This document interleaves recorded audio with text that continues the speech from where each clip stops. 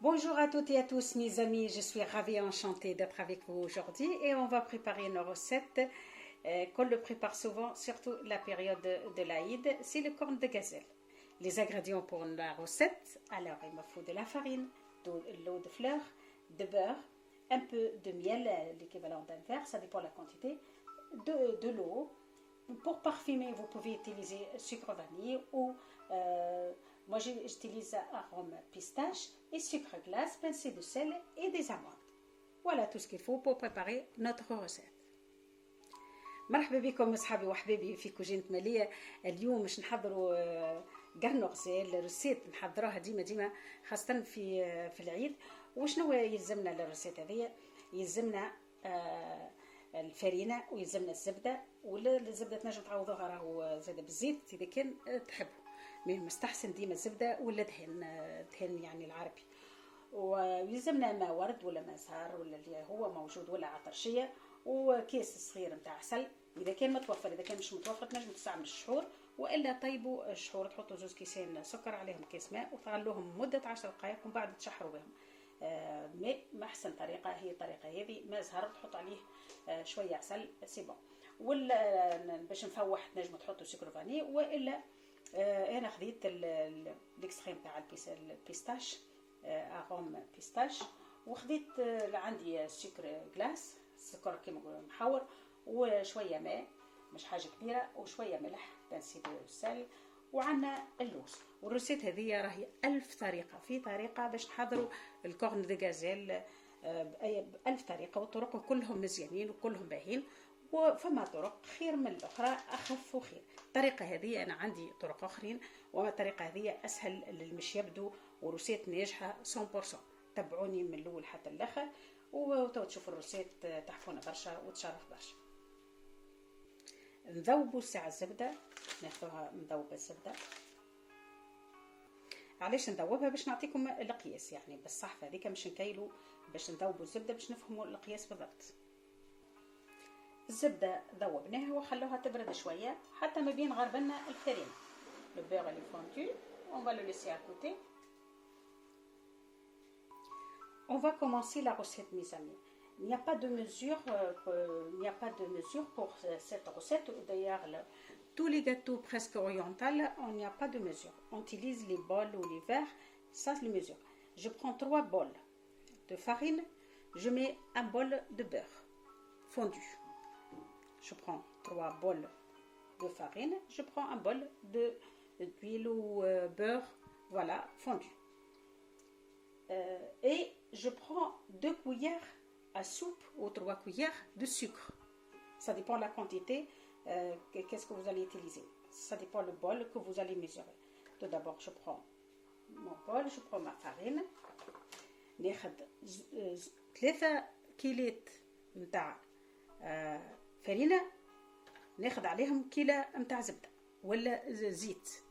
مستحسن ديما نستعملوا الكورن دو غازيل نستعملوا له الزبده. ما فما ناس ظروف مثلا ما نجموش يعني يستعملوا الدهان ولا الزبده، ينجموا يستعملوا الزيت. ناخذ 3 كيلات عليهم كيلة زبده، نكيلوا تو الفرينه ونغربلوها. نبدا البول الاولاني تاعي، الصحفه الاولانيه هكاكا، نبدو متفاهمين في الميزان. اون برانسيب تبدا الروسيت نتاعكم ناجحه اذا كان تطبقوا بالضبط المقياس. نحط الفرينه نغربلها الصحفه الاولانيه باش ما تبداش تغربيل، راهو باش كثما حاجه في الفرينه كهو ما فيها شيء هي، اما نغربلوها ديما خاطر ساعات ناخذوا الفرينه صبا. نزيد البول الثاني،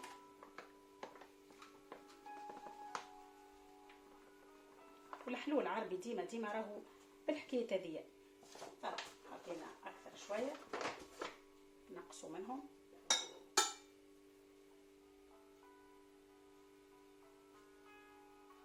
ديما ثبتوا في الميزان باش تجيكم بالضبط 3 صحافي عليهم صحفه زبده كيما المقروض زاد كيف استعملوا 3 صحافي، الثالثه راهي زبده ولا زيت ولا اللي هو. الصحفه الثانيه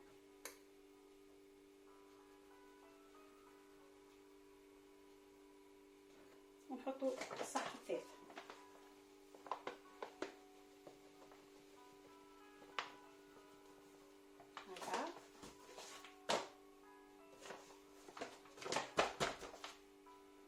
هذه الصحن الثالث.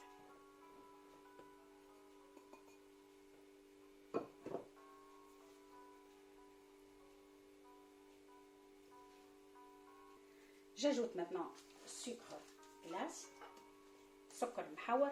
انا بويسكا مش نعمل كونتيتي كمان كبيره شويه، مش نحط 4 مغارف نتاع سكر. on va ajouter pour les 3 bols on va ajouter 4 cuillères de sucre.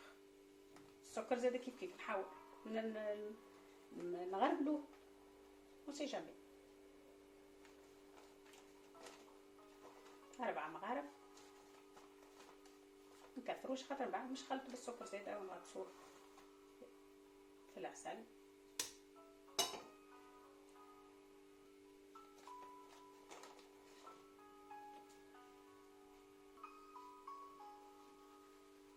ميسالش اذا كان حطيته اكثر ولا اقل، ما فهمش حتى مشكله. si vous voulez mettre plus de sucre vous mettez hein, c'est pas parce qu'après on va mélanger les amandes avec du sucre. Faut pas mettre trop. Voilà, on le passe à la passoire pour éviter les grumeaux.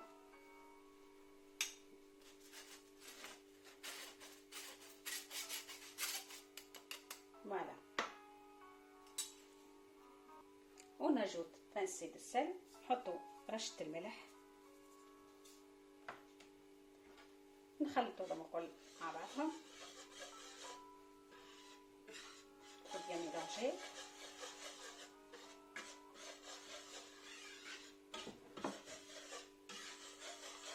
خلطوا السكر والفرينة باش تدخل كل مع بعضها، المكونات هذوك الكل مع بعضهم. وتوا بعد نحطوا الزبدة نتاعتنا. الزبدة يلزمها تكون باردة شوية، نستنوها تبرد شوية ومن بعد نحطها.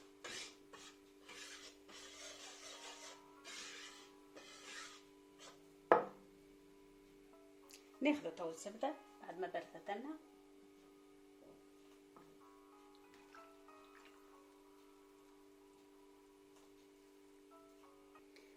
on va parfumer notre pâte. نحط شوية الروح، ما نحطش ياسر، تاع البيستاش. نجموا تفوحوا بأي حاجة أخرى تحبوها. ديجا هو مفوح، مش يتعجن بمزهر، ديجا مفوح ما يسحقش.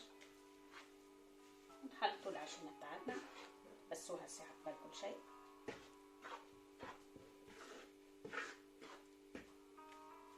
باش نبداو نخدموا بيدينا خير.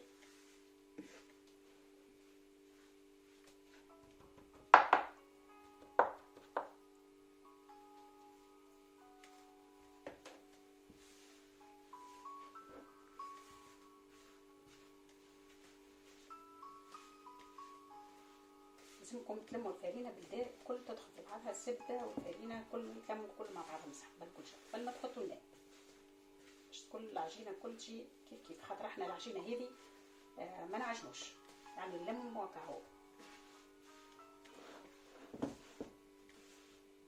لازم الفرينه كل تدخل فيها الزبده بالدار وبيان. ramasser votre farine avec le beurre tout d'abord et après on ajoute de l'eau de fleur. كفي ديكم وتلموا. رسيت سهله برشا، اي واحد ينجم يحضرها، راهي رسيت ناجحه 100%.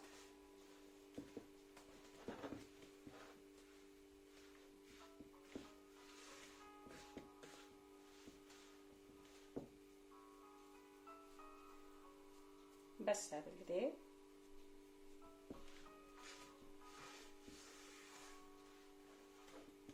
ديما كي تخدموا الرسيت هذيا ولا المقروط تخدموا في حاجه واسعه، قصعه واسعه باش تنجموا تبسوا السميد ولا الفرينه نتاعكم كوم يفو باش تتجانس. مش تخدموا في صحفه صغيره خاطر تبقى الفرينه ماهيش داخله لها الزبده وما تجيش الرسيت كل معناها الكورن دو غازيل والمقروط يبدا مبسس. معناها لازمكم تخدموا بالطريقه هذه، قصعه كبيره تبدو تخدموا بها على راحتكم. تاخذوا الصحفه صغيره تبدو تخدموا فيها ما يجيش.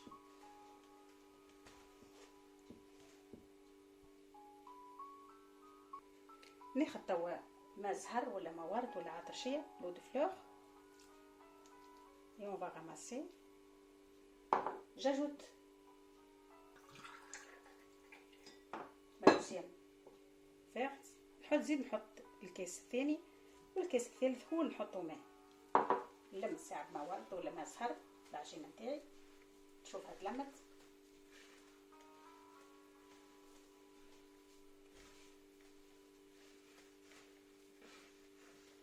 تردوا بالكم في حطان ماء زهر ولا الماء، تردوا بالكم ديما تحطوا بشويه بشويه، بتي ا بتي. اون اجوت لو دو فلور و دو لو بتي ا بتي.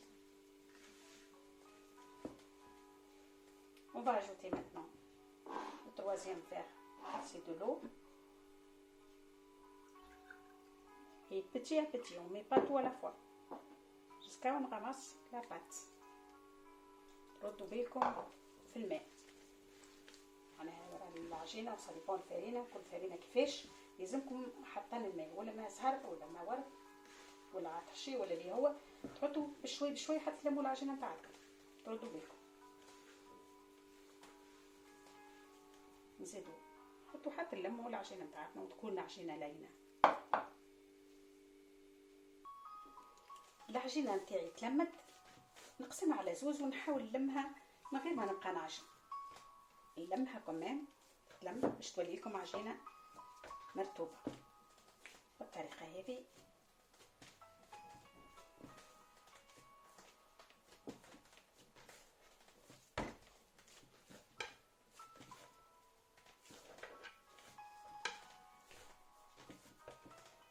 والعجينه هذه نخدم بها حاجات، يعني نجم نخدم بها لي تارت، لي الكورن دو غازيل، تخدموا بها برشا حاجات حلوه.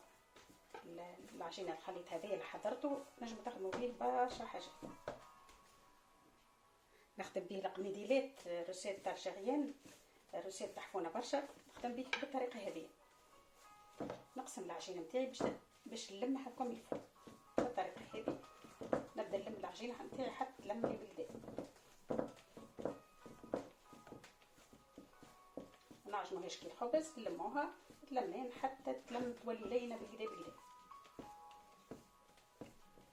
نسيت سويت. العجينه نتاعي تلمت، توا ناخذ في ساشي نحطها باش ما تشحناش.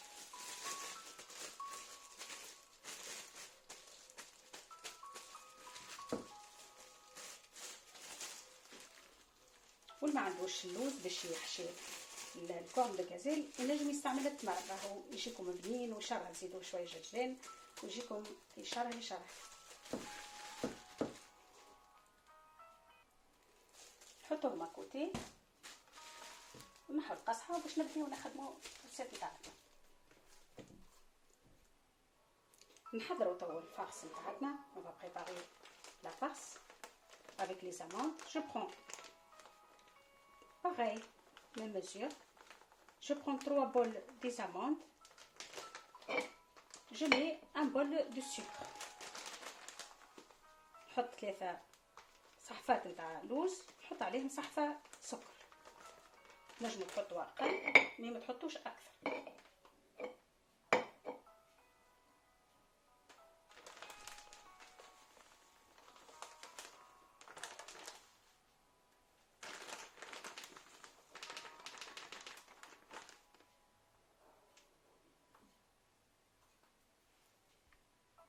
Le sucre, on peut mettre moins, mais on ne peut pas mettre plus.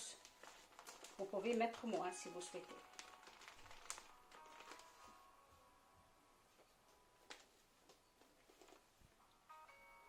السكر بالطبيعة مغربل باش ما نطولش عليكم الفيديو، ديجا الفيديو طويل. نخلط هذوما الكل مع بعضهم. نحط معاهم الزبدة نحط حسب الميزان، حسب الكمية اللي مش تعملوها. انا على 3 صحافي باش نحط 30 غرام نتاع زبدة. sur 3 bols des amandes je mets 30 grammes à peu près de beurre. Et après je ramasse mes amandes avec l'eau de fleur. Et on fait attention, il ne faut pas mettre, faire à mesure, mettez petit à petit. Voilà, on va travailler à la main. عندي ماء الزهر بحذايا لو دو فلور، ونخلط بشوي بشوي. ردوا بالكم خاطر فما السكر محور، في ساعة تتلم العجينة شوي بشوية. هاو نوعينا ميزانة ونزيدو في عقلنا حتى نلمو تولينا كي عجينة تاع البلوس. كما قلت لكم نجمو تعملوا جلجلات، نجمو تعملوا التمر يجيكم مزيان رغم ما تعطلوش يعني. المهم الباط هذيك تتخدم على قاعدة وتحشوها باللي تحبوا انتم. كاكاوية تجيكم بنينة زاد كيف الكاكاوية راهي تبنن برشا الحلو العربي.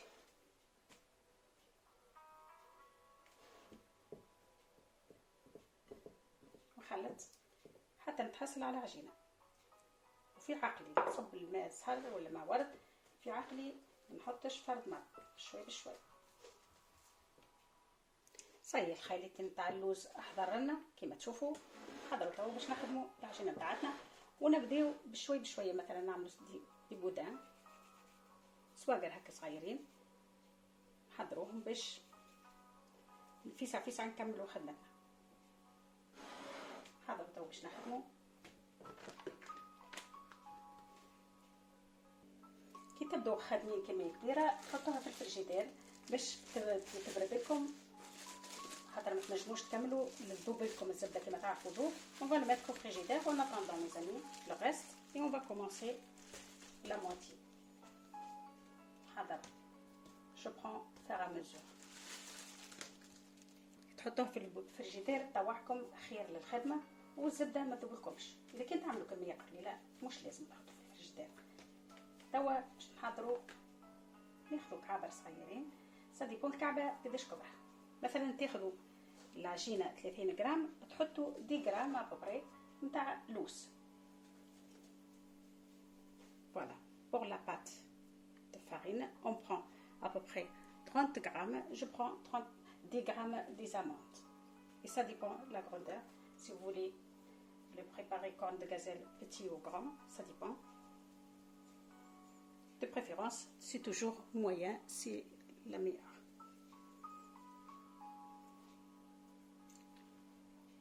ما خيرش من الكعبه كي تجيكم صغيره. الكعبه كي تجي صغيره تجي بانو خير من تاخذوا. شوفوا العجينه تاعكم تتحل لكم فاسيلمون ولا لا.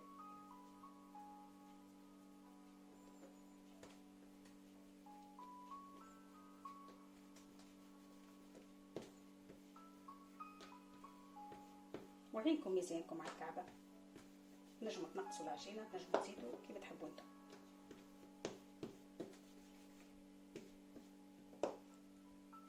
ناخذ تو اللوز نتاعي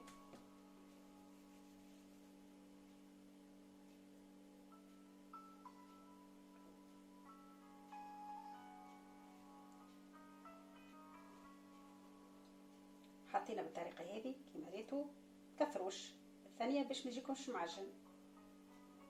سكر بالكدا الجناب بالكدا هوب زيد مثني، وزيد هذاك نقصو. هاني ميزاني نبدا نسكرها بالكدا باش ما تجيش الثانيه هذيك في العجينه وقت التي. faut bien fermer le côté et après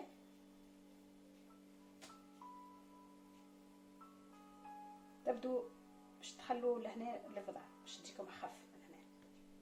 الطريقه هذه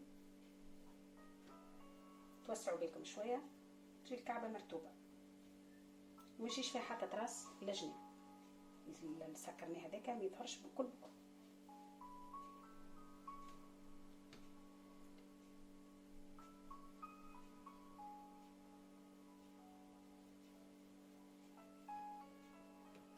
نجموا اي غلاق نتاع دبوزه تاع قرعه تبدو تثنوا شوي بشوي باش تعرفوا اللي هي تاع خدمتكم بالكدا.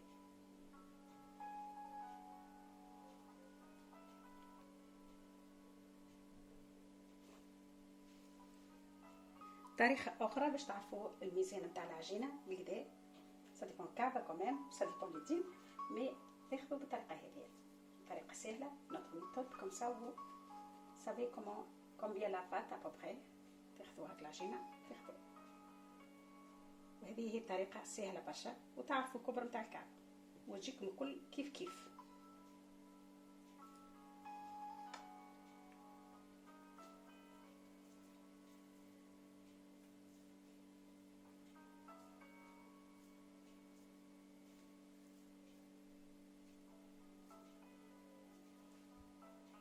نزيدو نعاودو كعبة أخرى مع بعضنا. On va faire la deuxième comme ça. Je termine mon plateau.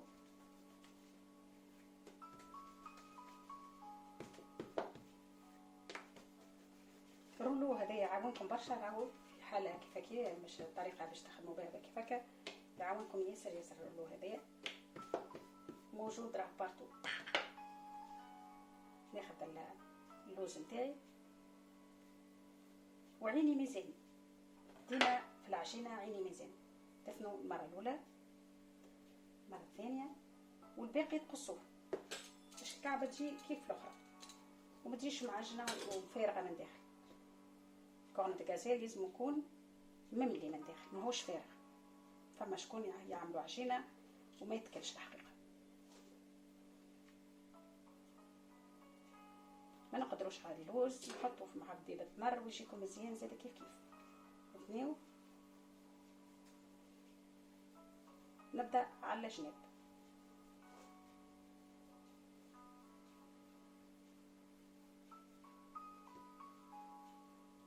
Vous pouvez remplacer les amandes avec des cacahuètes aussi, graines de sésame, des dattes. وانتم عينكم ميزان، تحبوا كعبة كبيرة شوية تعملوا كعبة كبيرة شوية. تبدو ترتبوا بالقدا بالقدا باش تاخذوا المقياس، تعرفوا الكعبة كيف الأخرى.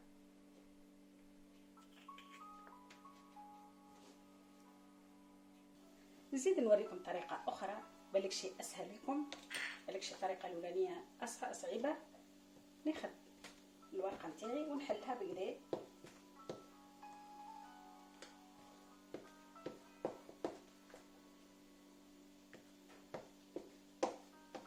بالطريقة هذه.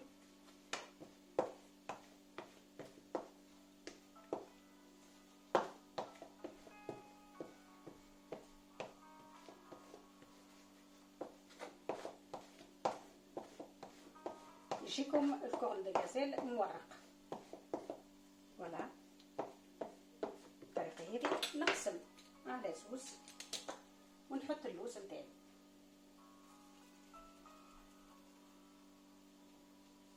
الكورن دو غازيل نتاعكم يجيكم مورق. هذايا في صورة ما تحبوا طريقه اخرى. ونبدا نثني لجناب لي كوتي. شوف نعمل لي كوتي.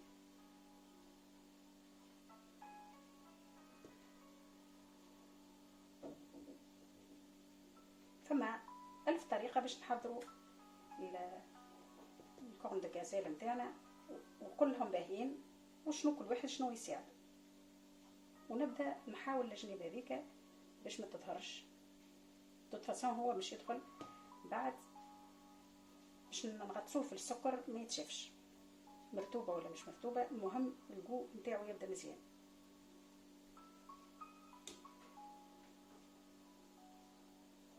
ديما على جناب اللوز تبدو تدزوه باش على جناب.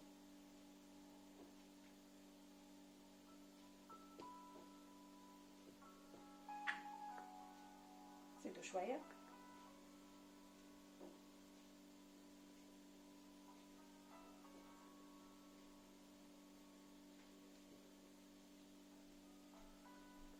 الناس اللي تعمل ريجيم ينجموا يحضروا الوصفه دي من غير ما يعملوا سكر جلاس، يغطسوه في اللوز مثلا ولا في الفستق.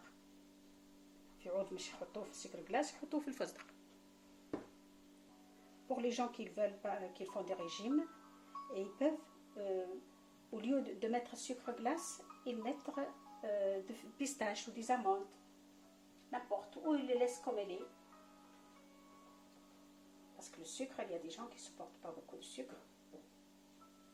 كيما تشوفوا الورقة تشوفوها يجي مورقة. الورقة دي نجمو نحلو بها زيت البقلاوة وراها. ورقة تحفونة ياسر وسيت هذيا تحفونة برشا. نحضروا بها البقلاوة، نحضروا بها القميديلات، كورن دو غازيل، حاجات تحفونة برشا. وناجحة الورقة هذه، نأكد لكم راهي الورقة هذه ناجحة 100%.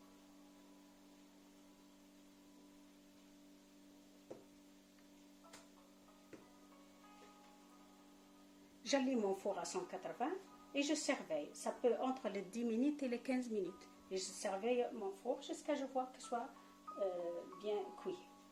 ردوا بالنا نحط الفرن بتاعي يمشي على 180 درجة ونرد بالي باش تخلوه مستصفر كمام وطايب بالقدا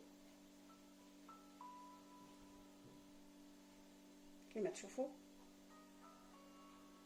Mon deuxième plateau il est prêt aussi mes amis. Je prends un coton.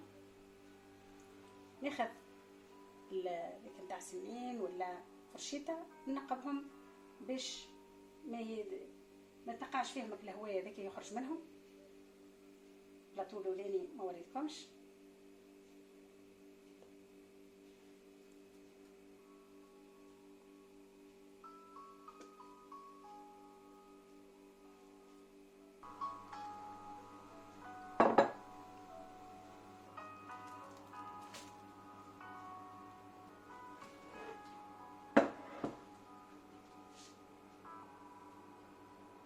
كيما تشوفوا الفرن دو غازيل نتاعنا حضر.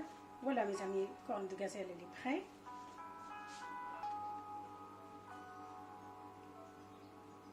كيما تشوفوا طايب بالقدا magnifique. Et maintenant mes amis, on va préparer dernière étape. J'ai préparé un sachet avec sucre glace. Maintenant je mets mon verre de miel. نبدا باش نشحر بالعقل يعني بشوي بشوي. نبدا نخلط الخليط نفس الحكايه حتى نكمل الشحور نتاع الكوب دو غازيل تاعي. ناخذ ما ورد ولا ما زهر ولا عطرشيه كاس. نزيد نحط كاس اخر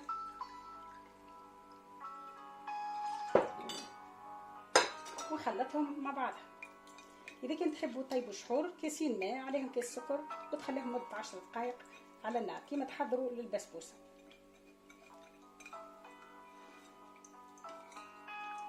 انا نفضل بالطريقه هذه الحقيقه ما زهر ما يسالش نعملوا حاجه تجي بنينه وبريحتها فيحة خير من الشحور هذه اللي حضروه ماهوش باهي الحقيقه ما يطولش الكورن دو غازيل. انا بالطريقه هذه الحقيقه ما يفسدليش يبقى مده كبيره. De préférence toujours, je prépare ma corne de gazelle de cette façon. Voilà. On va bien mélanger.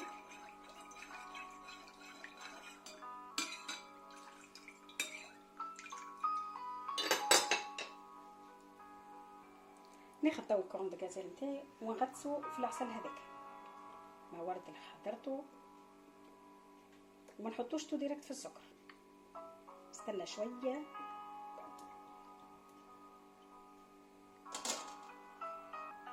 ناخذ توا الكعبه الاولانيه نحطها في الساشي من غير ما نمسح خيتي.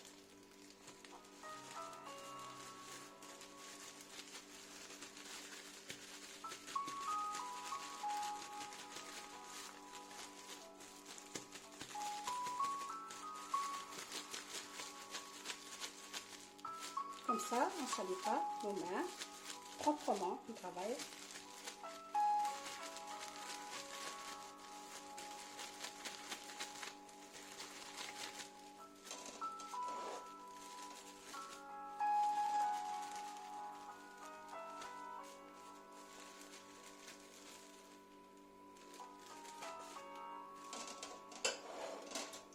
نحط الكعبة الثانية.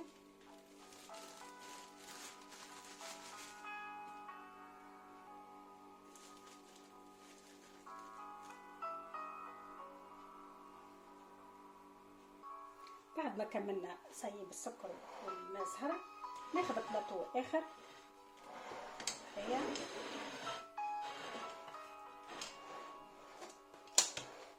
كيما تراو هكا وننظف. نبدا بشوي بشوي بيدي ننظف الكعبات نستويهم يعني. prépare notre plateau.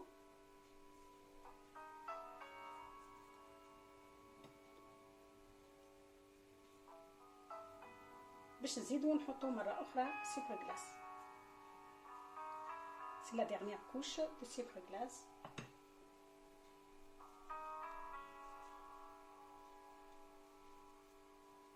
باش بعد ما يبسمناش السكر ويبدا يقلق وتبدا الكعبه مش مزيانه.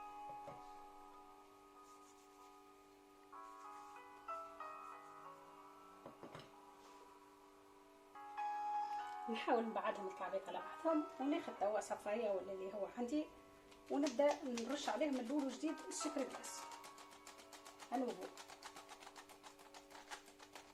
avant de le présenter il faut toujours préparer de cette façon باش الكعبه تجيكم مزيانه.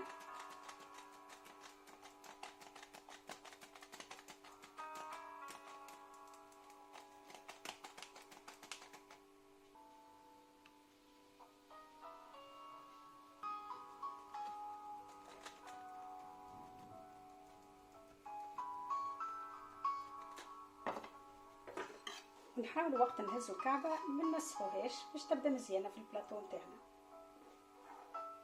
وكما تشوفوا حضرت نفس الطريقه اللي حضرتها باللوز. Il y a une partie que je l'ai préparée avec les amandes pour les gens qui ont des diabètes ou qui font des régimes. Il faut penser à eux. الناس اللي عندهم الديابيت عندهم السكر يحضروه بالطريقه هذه فيه اللوز وكاوا والطريقه خير وصحيا خير. كورن دو غازيل مزيان ما نكثروش منه. Voilà mes amis, comme vous voyez notre gâteau il est prêt. J'espère que vous avez aimé ma façon de le préparer. N'hésitez pas à vous abonner et merci beaucoup et bonne fête de fin de Ramadan. كما تشوفوا صحابي وحبيبي الكورن غازيل قرن غزال حاضر روسيت. في الحقيقة هي روسيت جزائرية مغربية، في الأصل الأصيل هي روسيت جزائرية وحضروها في الجزائر بصفة غريبة ديما في الأفراح نتاعهم وفي الأعياد. ان شاء الله عجبتكم الطريقه وان شاء الله تجربوها في دياركم وان شاء الله تجربوها في الافراح والمسرات وعيدكم مبروك بالمسبق وان شاء الله نتقابلوا في روسيت ما احسن. وما تنسيش تحطوا جيم وابوني اذا كان عجبتكم لي روسيت وليزيدي تاعي. روسيت تحفونا برشا وخممنا زاده في جماعه الرجيم وجماعه اللي عندهم السكر. مي الروسيت في الحقيقه ما فيهاش اذا كان نعملوها باللوز ما فيها السكر وتصلح ياسر خاصه الناس الكبار عندهم ديما ديابيت وطنسيون تصلح لهم الروسيت هذه من غير السكر تحفونا ياسر. ان شاء الله نتقابلوا في روسيت ما احسن وبسلامه وتبقوا على خير وشهي طيبه.